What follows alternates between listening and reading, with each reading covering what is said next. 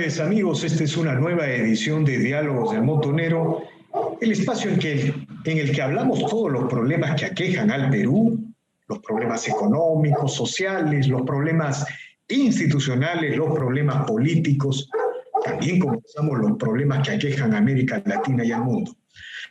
Pero igualmente tratamos los temas culturales, los temas religiosos, en fin, todos los temas que tienen que ver con la sociedad. Y durante esta pandemia y este proceso de emergencia, el tema de la religiosidad y la cristiandad de una u otra manera también han estado sobre la mesa. Las iglesias, ya sea la feligresía católica o las feligresías de otras corrientes cristianas, hace mucho tiempo vienen exigiendo que se abran los templos, que se restablezcan, digamos, el servicio de misa o los cultos, en fin, algo que hasta ahora no se produce. Bueno, para hablar de estos temas, pero también para hablar los temas que están, digamos, no vamos a usar una palabra correcta, los problemas, aunque sea muy redundante, que enfrenta la Iglesia Católica, hemos convocado al director del portal La Abeja, el señor Luciano Reboredo, quien en una serie de artículos del mencionado portal ha tratado y ha dilucidado estos temas. Y por eso lo hemos convocado a Luciano Reboredo, quien ha tenido la gentileza de aceptar esta conversación. Buenas tardes, señor Reboredo, gracias por aceptar esta conversación. Buenas tardes y muchas gracias por esta oportunidad de compartir y analizar un poco estos temas que, como bien has mencionado, no son ajenos a la vida de los peruanos, ¿no? Una gran mayoría del Perú es cristiana y católica y son problemas de primerísimo orden para la gente que siente que sus derechos a expresar su fe y a vivirla plenamente están siendo conculcados, o en algunos casos también tergiversados o echados y los echan de menos, ¿no es cierto? Bueno, ese es el objetivo de tratar estos temas, señor Reboredo. Mire, así como, digamos, el día de hoy está sobre la mesa los derechos de los mayores de 65 años que están restringidos en sus libertades sin ningún argumento constitucional, de la misma manera las feligresías religiosas, ¿no? Están conculcados en sus derechos a ejercer su libertad religiosa a través de sus ceremonias naturales, en fin. Entonces, esto es un tema de derechos, es un tema de la Constitución, y desde ese punto de vista lo abordamos y queremos recoger su opinión sobre lo que está sucediendo con los cristianos católicos de base que solo escuchan misa a través de Facebook y las redes sociales. Sí, bueno, es un tema triste, ¿no? Un tema lamentable. Hoy mismo lo estamos viviendo en pleno mes de octubre con el Señor de los Milagros prácticamente cautivo, porque se ha puesto rejas alrededor de la iglesia de las Nazarenas, incluso para impedir que la gente más humilde que va caminando por ahí se acerque al menos a la puerta de la iglesia, ¿no? Y todo esto es muy lamentable. Yo no sé qué hay detrás, por qué el gobierno no reacciona en este sentido. Ya se anuncia el protocolo para abrir los casinos, ya han abierto los restaurantes, abren los centros comerciales. ¿Por qué no se pueden abrir las iglesias para que la gente, con todos los cuidados del caso y actuando responsablemente, y está comprobado que más que a ningún sitio la iglesia va a significar un lugar de respeto y de orden, porque la gente no va a ir a estar moviéndose ni nada, se ubica en un lugar donde puede manifestar y expresar su fe, recibir los sacramentos, ¿no? Y participar de la vida eclesial, ¿no? Es más, no solamente está esta prohibición por parte del gobierno, sino que, para sorpresa de todos, el propio arzobispado y la conferencia episcopal han puesto una serie de reglas y de prohibiciones y de sanciones que incluso no permite que los moribundos reciban los sacramentos, ¿no? Lo cual también es muy triste para la gente que tiene una fe. Ahora, antes de ir al tema del arzobispado, porque quiero hablar sobre eso profundamente, y el tema incluso del cardenal y todos estos temas que usted ha tratado en el portal La Abeja, quiero preguntar, ¿qué le respondería usted al argumento o al criterio sanitario que plantea de que si se reabren los templos, si se, digamos, si se autoriza la procesión del Señor de los Milagros, de una u otra manera también se tendría que obligar a, a la reapertura, a la autorización de todo tipo de evento social. Es decir, como que la posibilidad de congregaciones de gente podría rebalsar cualquier criterio sanitario, cualquier criterio de control social frente a la pandemia. ¿Qué le respondería usted a estos argumentos, señor Reborel? Y obviamente todo se puede hacer teniendo en cuenta protocolos y teniendo en cuenta recomendaciones sanitarias. Obviamente la procesión no podría hacerse como siempre, pero bien podría haber salido el Señor de los Milagros en algún tipo de movilidad y recorrer la ciudad en un espacio incluso más amplio que el habitual. Se ha hecho en otros países, yo he visto videos en Ecuador, en que procesiones que antes eran masivas, ahora va un vehículo, la gente sale a su ventana, a su balcón, a la puerta de su casa y siente un consuelo. Más aún que la imagen del Señor de los Milagros está asociada justamente a la salud, a los peligros, a los terremotos, a las tragedias que han asolado al país, y la gente se identifica con este culto, ¿no? Entonces, eso sería de esperarse que se hubiera hecho.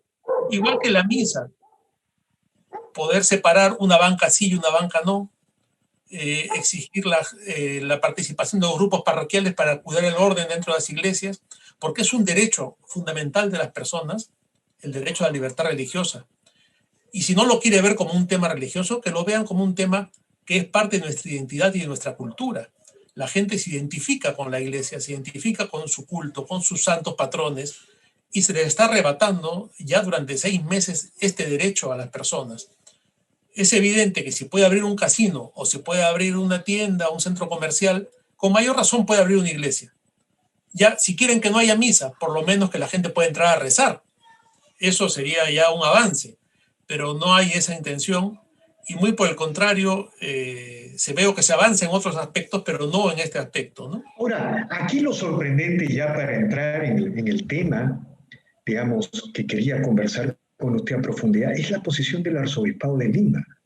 Digamos, en otros lugares las autoridades eclesiales han tenido otro tipo de conducto o reacción, pero aquí el Arzobispado de Lima, a ver, vamos a calificar, hay una indiferencia frente a este problema. Sí, indiferencia, una indolencia, diría yo, y un abandono de sus responsabilidades. Personalmente yo inicié una recolección de firmas para solicitar al señor arzobispo de Lima que se abran los templos. A través de las redes sociales recolectamos miles de firmas, porque ya se perdió un momento el rastro de hasta dónde llegaban. Con todas las que pude, me acerqué al arzobispado de Lima y las puertas estaban cerradas. Tras una larga discusión, un vigilante me recibió la carta y no tuvo respuesta. Después de eso, son muchos los colectivos y los grupos parroquiales y católicos que se han manifestado, pero no solamente eso. La Santa Sede, a través de un documento firmado por el cardenal Sara, recomienda a todas las conferencias episcopales del mundo que ya vayan trabajando en abrir las iglesias, porque es una necesidad del pueblo cristiano a nivel mundial. Este documento del cardenal Sara ha sido ratificado por el Santo Padre, por el Papa Francisco. Eso ha llegado a la Conferencia Episcopal Peruana y al Arzobispado de Lima, y ni siquiera así ha habido una reacción, pero ni la más mínima, ¿no? Porque, como le digo, bien se podría abrir al menos para que la gente entre a rezar o confesarse, que hagan la cola en la calle, que reciban los sacramentos, pero ni siquiera ha habido esa preocupación. Y bueno, sus razones tendrán, ¿no? Ahora, digamos, usted es director del portal La Abeja, donde se han leído o donde uno ha podido leer artículos de crítica muy duros contra el arzobispo y contra el arzobispo Castillo y el cardenal Pedro Barreto, ¿no? O sea, de alguna manera hay un sector de la feligresía católica que está enfrentada a las actuales autoridades eclesiásticas del Perú, ¿no?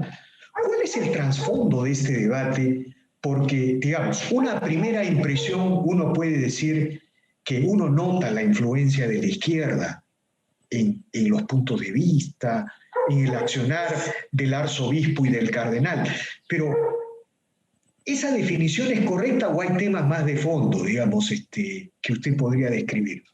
Bueno, yo quisiera antes plantear un tema, ¿no? No es que estemos enfrentados, es que exigimos un derecho y los laicos, los fieles laicos, tienen el derecho a exigir a sus pastores que cumplan con responsabilidad sus obligaciones.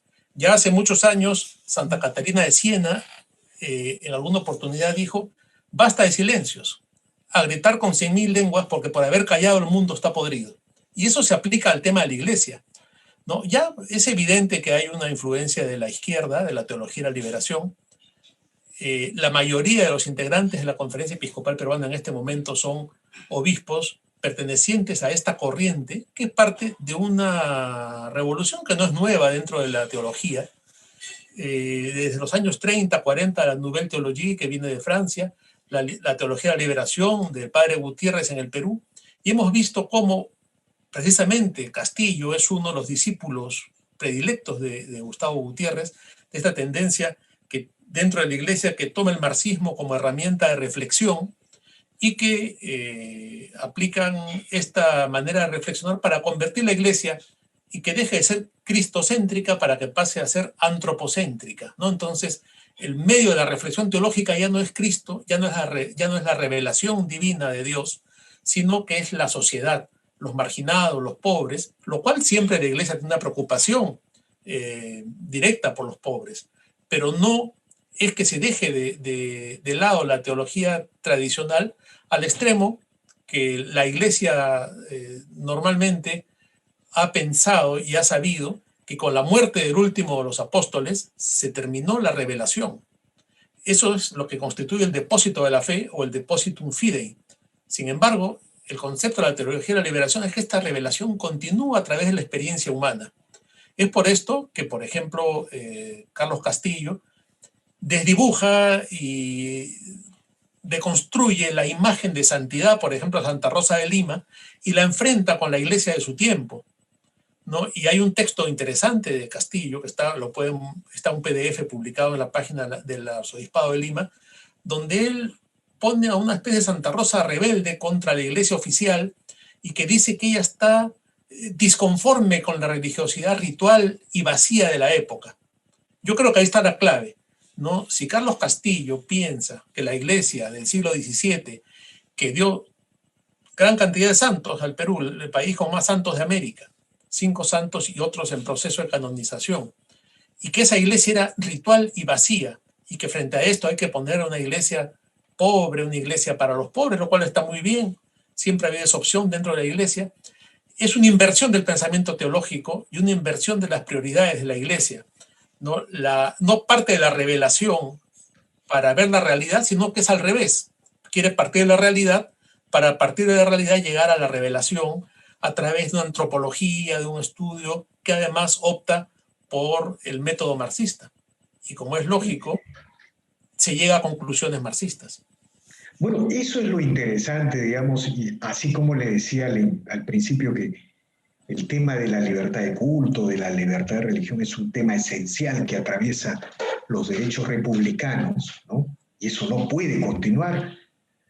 Ya es hora de levantar el estado de emergencia y de restablecer los derechos irrestrictos de los ciudadanos, los derechos constitucionales. Igualmente, el tema que usted acaba de señalar es muy interesante no solamente para los católicos, sino para todos los peruanos. Es decir, usted acaba de sostener que, digamos, las autoridades eclesiales peruanas, bajo esta concepción de la teología de la liberación, de alguna manera están ingresando a la acción colectiva marxista, a la acción colectiva de este globalismo mundial, ¿no?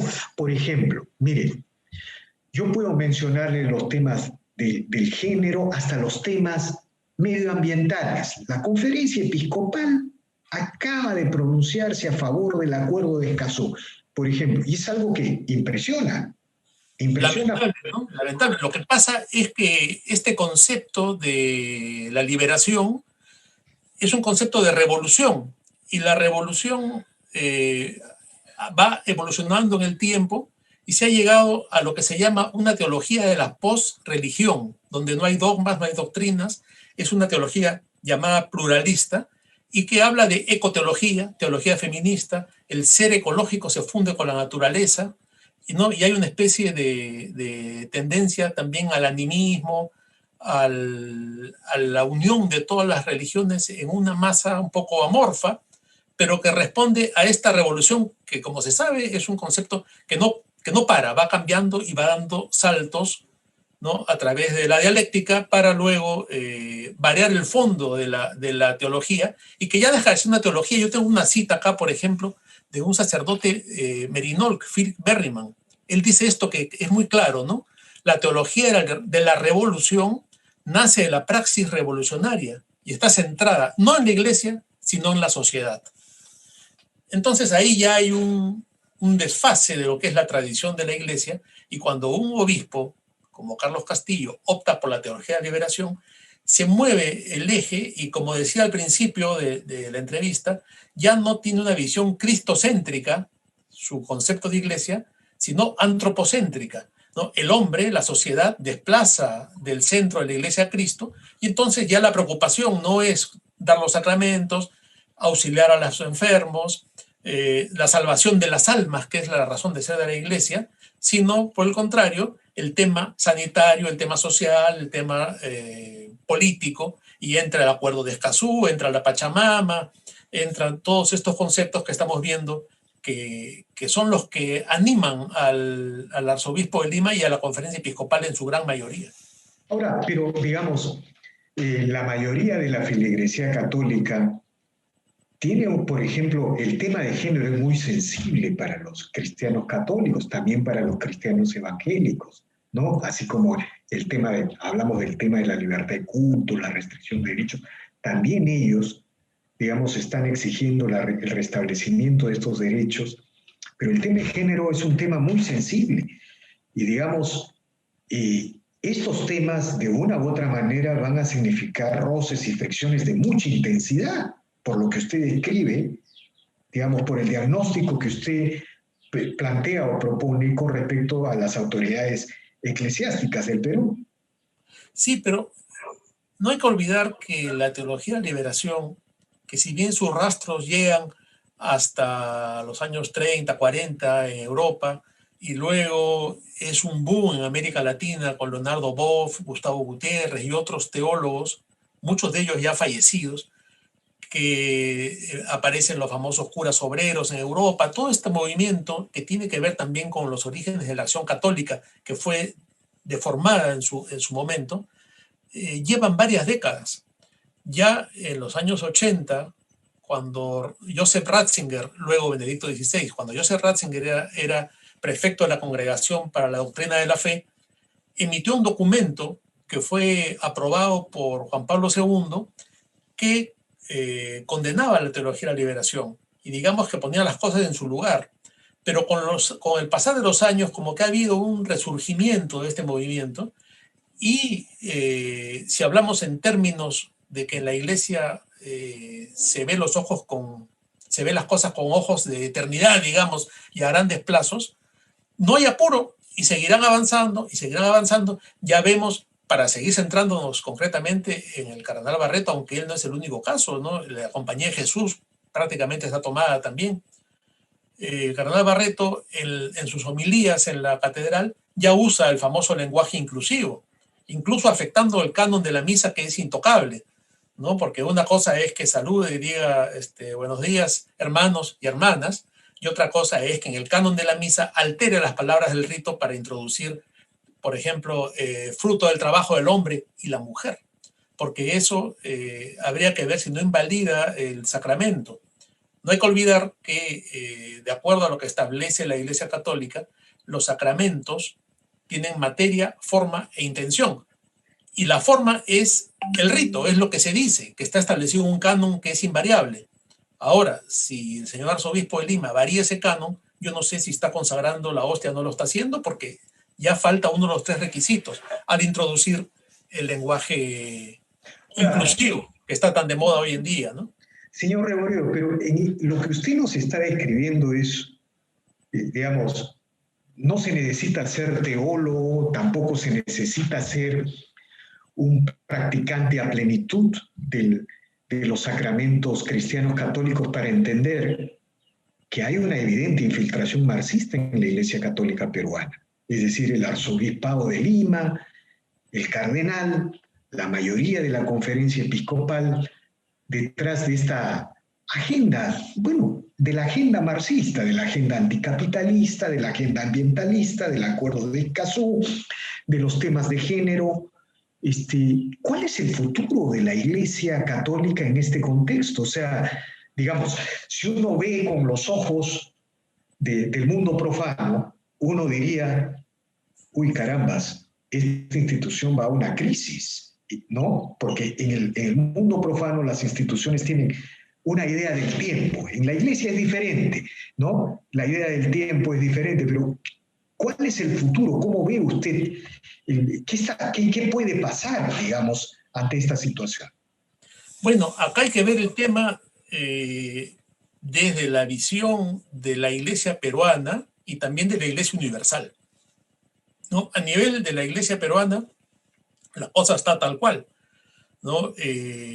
Estamos realmente con este proceso de infiltración, como usted lo ha llamado, y unos porque están convencidos y otros por obediencia y otros por ignorancia, poco a poco van aceptando estas posiciones, aunque hay una importante reacción por parte de los fieles, ¿no? Entonces, por ejemplo, solamente para poner un elemento más, ¿no? Cuando recién asumió el cargo el monseñor Carlos Castillo, encontramos que su jefa de prensa, es decir, la que filtra la información que sale del arzobispado hacia los fieles, era una señorita que tiene todo el derecho del mundo a trabajar y a desarrollarse profesionalmente, pero que en sus redes sociales promovía el aborto, el feminismo y todas estas corrientes, ¿no? Entonces, nosotros hicimos una denuncia que cómo era posible que la persona que manejaba información privilegiada dentro de la iglesia, el brazo derecho del arzobispo de Lima, en sus redes promovía lo más contrario que hay al cristianismo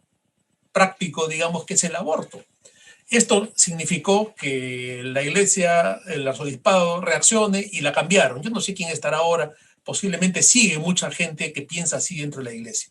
Ahora, a nivel universal, este movimiento no solamente está en el Perú, está en muchas partes, ¿no? En Europa hay un fuerte movimiento también revolucionario, liberacionista, que tiene que ver con estos temas ecológicos y que están asociados al globalismo mundial. Y, por ejemplo, la iglesia alemana está muy dividida por problemas de este tipo, ¿no?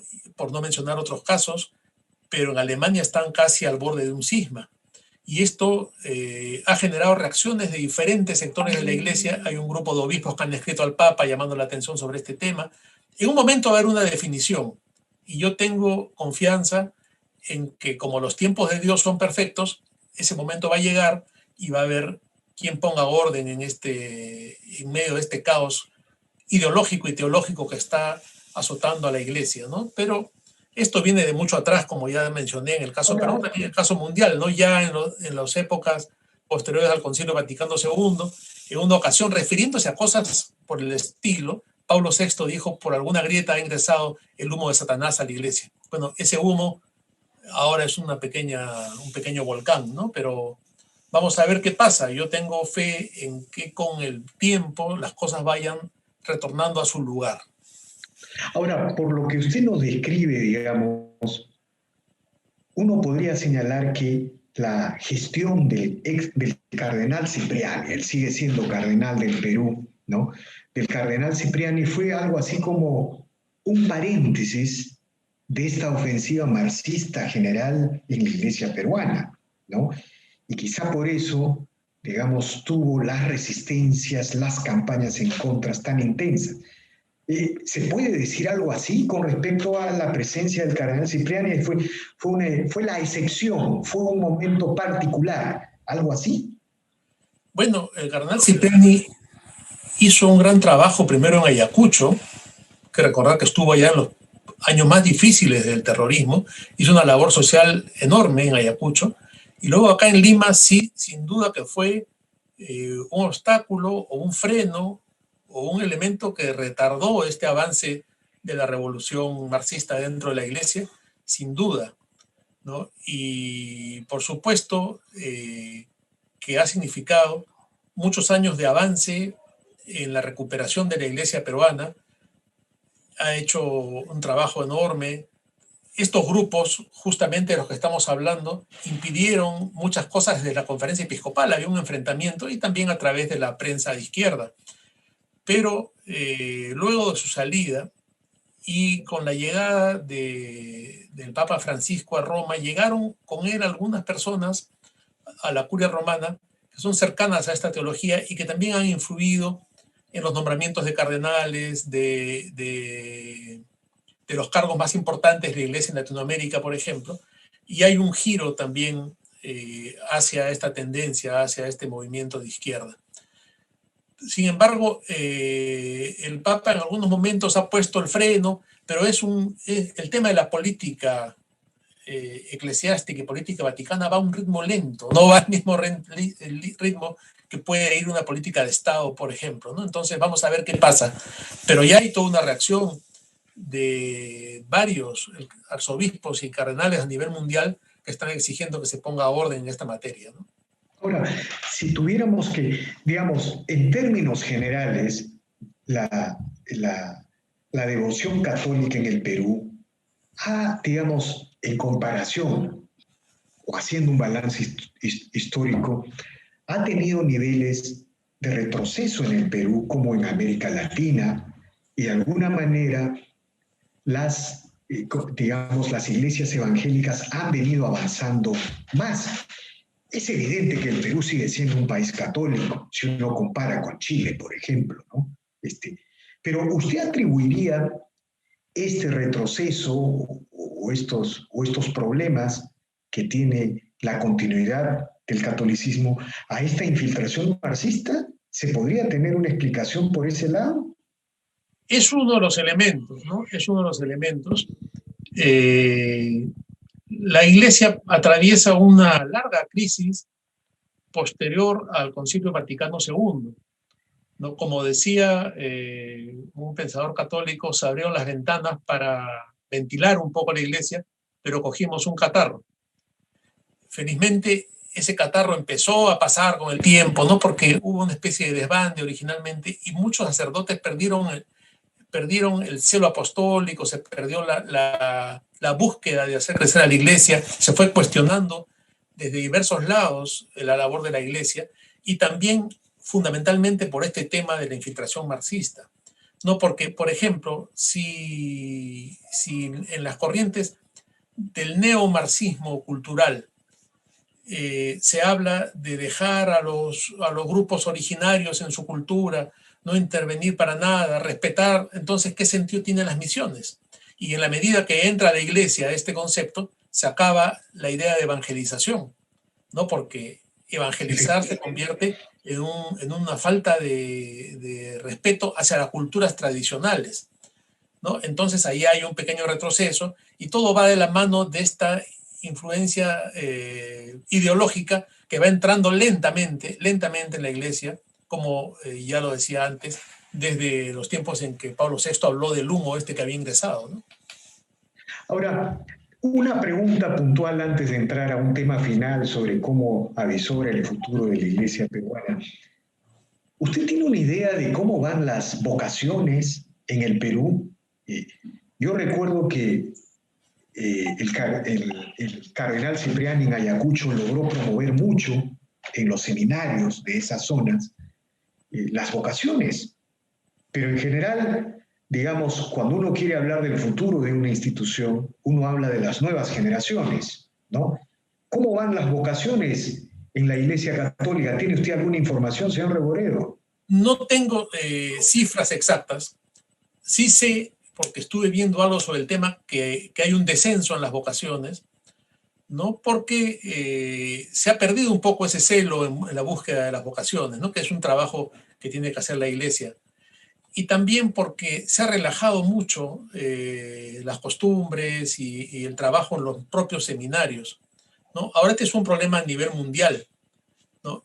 La falta de sacerdotes en muchas zonas del mundo está siendo una realidad tremenda y dolorosa también para la Iglesia, ¿no? Por eso en algún momento se habló de permitir que hombres casados lleguen al sacerdocio, lo que no sucedió. pero sí hay una baja en las vocaciones. El Seminario de Lima ha reducido su cantidad de seminaristas. No le puedo dar una cifra porque no la tengo a la mano, pero también porque el seminario de Lima era ejemplar, ¿no? Pero otra de las denuncias que pusimos en la abeja, que usted lo habrá visto, es que en el seminario organizan fiestas para los muchachos y se les pide que conozcan el mundo. Claro, conocen tanto el mundo que se van al mundo, ¿no? Lo que hay que hacer es justamente cuidar esos chicos, darles un ambiente de serenidad, de tranquilidad, de reflexión, donde aprendan la teología, donde aprendan a amar a Dios y amar al prójimo, que para eso es que están ahí. Pero lamentablemente es parte de la crisis general de la iglesia peruana, ¿no? No se puede separar una de la otra, ¿no? Usted no da espacios para este tipo de afirmaciones que la Iglesia Católica necesita reformarse, digamos, al margen de algunos temas, de esos temas del globalismo. Por ejemplo, usted ha mencionado la posibilidad de que hayan sacerdotes, digamos, casados. Claro, hay posiciones mucho más, ¿cómo llamarlas? Mucho más contemporizadoras con algunas corrientes, incluso que hablan de la necesidad de que las mujeres ejerzan el sacerdocio. Hay algunas zonas en Brasil, yo alguna vez leí eso, en la que la ausencia de sacerdotes hace que el pueblo, siguiendo las tradiciones católicas, incluso desarrolle y celebre misas de este tipo. ¿Usted le da alguna posibilidad, digamos, en la reforma de la Iglesia a este tipo de sugerencias, a este tipo de aproximaciones? Bueno, son temas muy delicados que incluso en el Vaticano se discuten durante décadas, ¿no? El tema del celibato, yo no creo que de momento sea algo discutible ni se vaya a alterar, ¿no? Lo que se habló en ese momento fue en el sínodo de la Amazonía, que abría la posibilidad a que hombres casados, viudos, adultos mayores, pudieran acceder al sacerdocio siendo parte de esas comunidades. Digamos que esa fue una opción que se trabajó y se barajó, pero que no llegó a concretarse, y mejor que no se concretó, ¿no? Porque era abrir la puerta también a que luego vengan otras opciones y se diga, bueno, también en Siberia no hay sacerdotes que se casen y cambiar reglas que no estamos preparados para cambiarlas, ni es el momento, ni tienen por qué cambiarse en la medida que son de una tradición milenaria dentro de la Iglesia.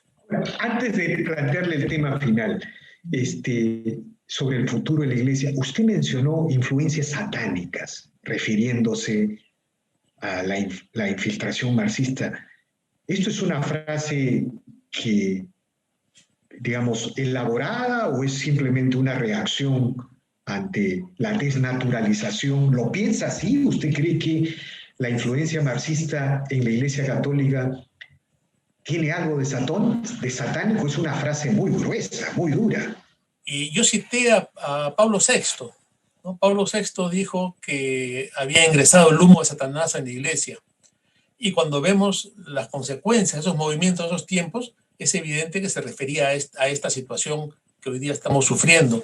Hay una serie de libros y de publicaciones muy interesantes. Hay un sacerdote, Malachi Martin, que murió ya hace unos años y que tiene un libro que se llama El último Papa, que es un libro de ficción, pero que es muy interesante, porque él habla en este libro de ciertas influencias dentro de la Iglesia, de diversas sectas que la han infiltrado. Siendo de ficción, nos pone en un panorama aterrador que haría pensar que eso es posible. Ahora, yo no me atrevo a decir que sea posible o que sea así, pero finalmente el papel de la Iglesia en la tierra es encabezar a lo que San Agustín llamó la ciudad de Dios, en una lucha contra la ciudad de los hombres, entendida esta como la lucha del bien contra el mal.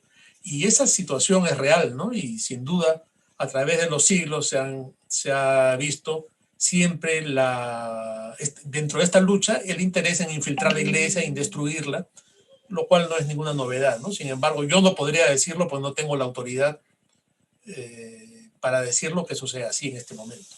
Bueno, el tema final, ¿cómo ve usted el futuro de la Iglesia peruana? ¿Cree que va a sobrevivir y va a continuar con la fuerza con la que siempre permaneció en la historia del Perú. Yo recuerdo una frase de la generación del 900 que luego solía repetir mucho Pablo Macera, si no me equivoco, era más o menos así, ¿no? Antes que el Perú fue la iglesia y el ejército. Cuando se acabe el Perú, seguirá siendo la iglesia y el ejército. Es decir, no se puede pensar la idea de Perú, de la idea de historia del Perú, sin el papel que ha cumplido la iglesia en el Perú.